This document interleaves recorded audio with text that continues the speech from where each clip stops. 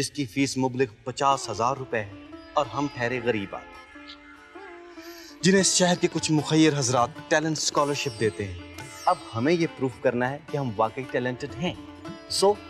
یہ اس 1992 کا وہ سنہرا زمانہ جب پاکستان ٹیلی ویژن پر ایک کہانی نشر ہوئی، نام تھا دن۔ یہ صرف ایک ڈرامہ نہیں تھا، یہ اصولوں اور ظلم کے درمیان ایک خاموش جنگ تھی۔ یہ ایک ایماندار انسان کی آواز تھی جو پورے نظام کے سامنے ڈٹ کر کھڑی ہو گئی۔ آج جھروکا ٹی وی میں ہم اسی یادگار سفر کو پھر سے زندہ کریں گے۔ آپ دیکھ رہے ہیں جھروکا ٹی وی، جہاں ہم کرتے ہیں پرانی یادوں کا سفر۔ 1990 کی دہائی، پی ٹی وی اپنے عروج پر تھا۔ ہر ڈرامہ ایک معیار رکھتا تھا، مکمل ریہرسل، ڈائیلاگ ریہرسل اور کیمرہ ریہرسل۔ ہر منظر بار بار دہرایا جاتا تھا۔ لاہور سینٹر کی پیشکش دن بھی اسی معیار کی نمائندہ تھی۔ مصنف تھے امجد اسلام امجد اور ہدایت کار تھے ایوب خاور۔ یہ وہ دور تھا جب ڈرامے صرف کہانیاں نہیں سناتے تھے، وہ معاشرے سے سوال کرتے تھے، نوجوان نسل کو سوچنے پر مجبور کرتے تھے۔ دن بھی ایک ایسی ہی بیداری کی صدا تھا۔ جو پچھلی دفعہ آیا تھا وہ کون تھا؟ وہ میرے والد صاحب تھے، بدرالدین۔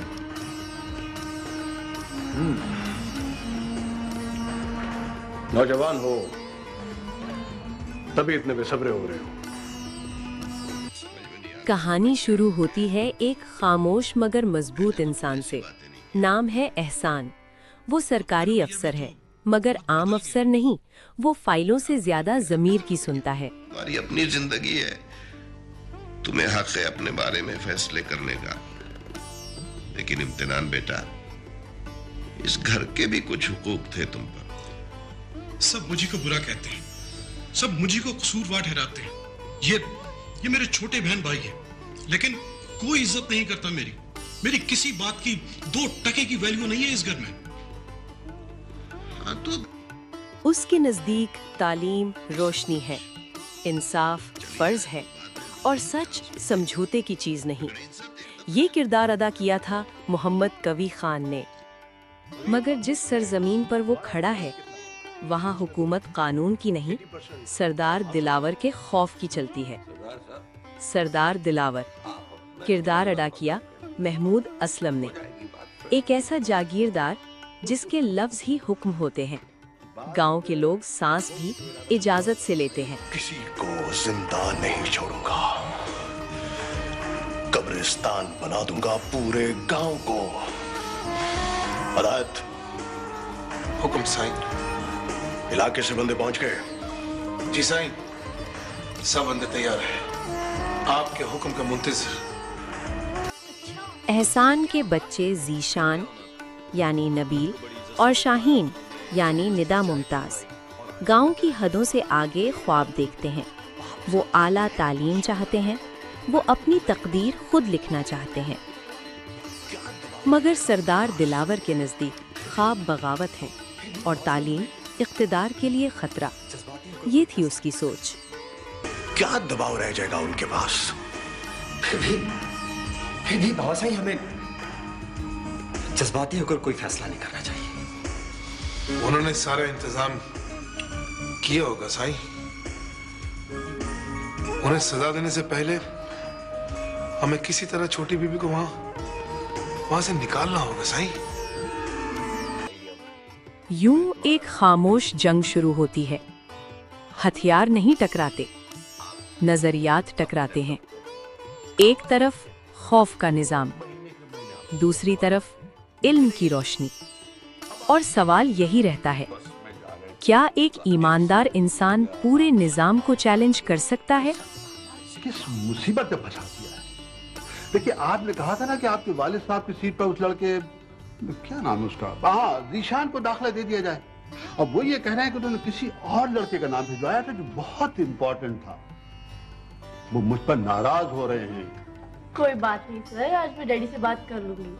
دراصل وہ किरदारों का जिक्र करें तो कवि खान और महमूद असलम के अलावा नबील ने ज़ीशान के किरदार में अपनी इब्तदाई अदाकारी की गहराई दिखाई। रेशम बतौर नवाल, सुहेल अहमद बतौर बदरुद्दीन एक यादगार किरदार में, जबकि बिंदिया बतौर ताबिंदा इस कहानी का हिस्सा थे। आपको अगर कोई मकान पसंद आ जाए तो आप ये तो नहीं पूछने बैठेंगे ना कि इसमें पहले यहाँ कौन कौन और कितने लोग रहते थे? ताबिंदा बेटी, वो इंसान है, मकान नहीं है। तुम कुछ तो अंदाजा करो कि अंदाजे आप कीजिए, मैं तो। इस्लाह की राह आसान नहीं होती। एहसान को ज़ाती नुकसान उठाना पड़ता है, मगर वो झुकता नहीं। एक लम्हा ऐसा आता है जब नजरिया ताकत के सामने खड़ा हो जाता है। फिलहाल देखना है तो हमारे इलाके में जाओ। उनकी इजाजत के बगैर कोई भी घास नहीं सकता। दिन को नाजरीन ने बेहद सराहा। नाक़दीन ने इसे एक फिक्री ड्रामा करार दिया। अमजद इस्लाम अमजद के मुकालमों ने जागीरदारी निज़ाम पर मुहज़्ज़िब मगर मजबूत सवाल उठाया। ये 40 करोड़ का प्रोजेक्ट, 10 करोड़ हम डालेंगे और सिर्फ 30 करोड़ हुकूमत डालेगी। 400-500 लोगों की रोजी का वसीला बन जाएगा और 400 टन चीनी हर महीने हुकूमत की प्रोडक्शन में जाएगी। हाँ, सिर्फ 5 साल की टैक्स हॉलिडे के बाद हुकूमत 15 तरह के टैक्स भी लगा देगी। और ये ड्रामा साबित करता है कि पाकिस्तानी ड्रामा सिर्फ तफरी नहीं, शऊर भी दे सकता है। दिलावर खान जैसे किरदार हमारे मुआशरे का आज भी हिस्सा है और शऊर की ये जंग आज भी जारी है। आज भी जब पीटीवी के सुनहरे दौर की बात होती है, दिन का नाम जरूर आता है। ये हमें याद दिलाता है कि तालीम और इंसाफ की जंग कभी पुरानी नहीं होती। ये ड्रामा सिर्फ एक सीरियल नहीं, एक सोच है, एक पैगाम। आज के बाद मेहरबानी करके मेरे बारे में कोई बात नहीं करोगे। भाई ज़ीशान आई तो ये कह रहे थे खाने में कुछ है? खाने में तो अभी देर है। हाँ, रात के आलू पड़े हैं, कहीं तो फ्राइंग सॉस बना, आपको पसंद भी तो है। चले आप मुँह हाथ धो लो। इससे कोई फर्क पड़ जाएगा? रोटी मैंने खानी है, मुंह पर नहीं लगानी। दिन हमें याद दिलाता है कि सच बोलने वाले कम होते हैं, मगर वो ही तारीख बनाते हैं। आपको इस ड्रामे का कौन सा मंजर आज भी याद है? क्या एहसान और दिलावर खान के किरदार आपको याद हैं? अपनी यादें कमेंट्स में जरूर शेयर कीजिए। न फुटने वाली आंखें टैलों समेत निकाल लूंगा हिदायत। खरा, वहां होगे तो रोकोगे ना उन्हें?